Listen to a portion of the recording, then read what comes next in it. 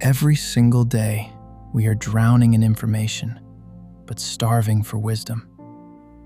We have devices in our pockets that can answer any question in less than 2 seconds. We have artificial intelligence trying to write our emails, plan our days, and manage our lives. We are more connected than any generation in human history.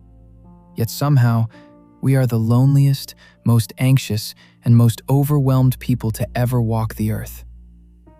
Have you noticed that the more answers the world invents, the more questions your soul seems to have?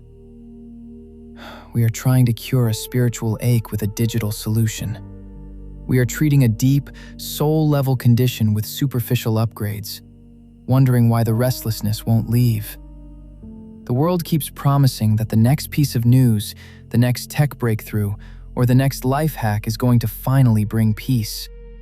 But the world is running out of answers.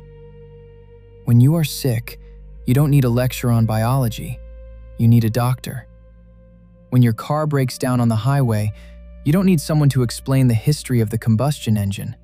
You need a mechanic. But when it comes to our inner lives, we do the exact opposite. When our hearts are broken, when fear keeps us awake at 2 a.m., when shame whispers that we aren't enough, we turn to systems. We turn to algorithms. We turn to distraction. We try to fix a broken spirit by working harder, changing our habits, or buying into the latest trend. We keep looking for a formula, but God is offering a person. Look at how Jesus addresses this exact human tendency.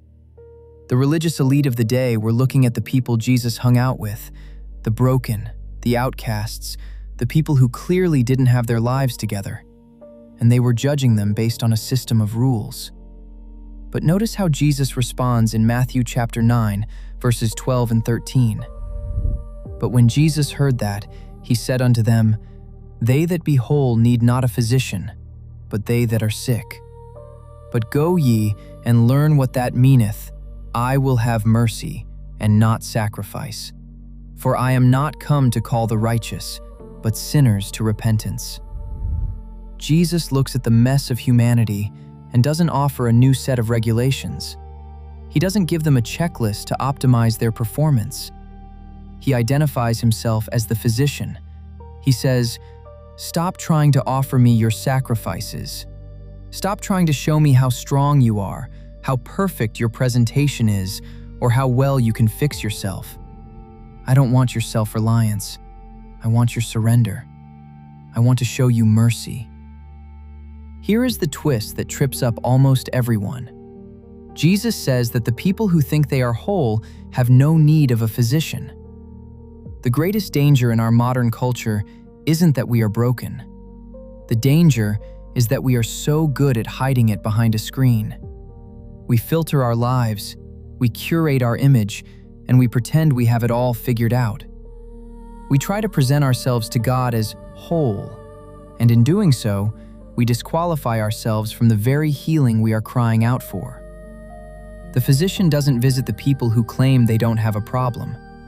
Grace doesn't flow to the people who think they can earn it.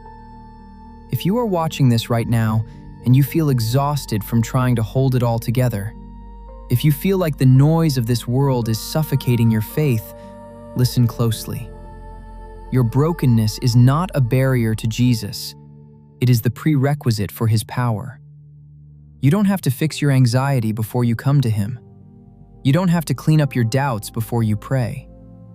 The moment you stop trying to manufacture your own strength and finally admit, Lord, I am sick, I am tired, and I need a physician, is the exact moment the healing begins.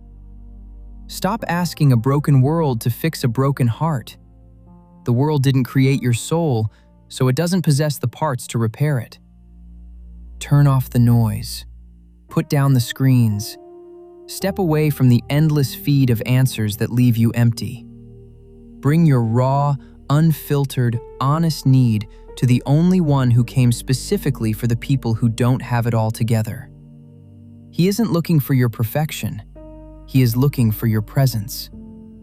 Let the world keep running its race. Your physician is waiting. This is the faith habit. Amen.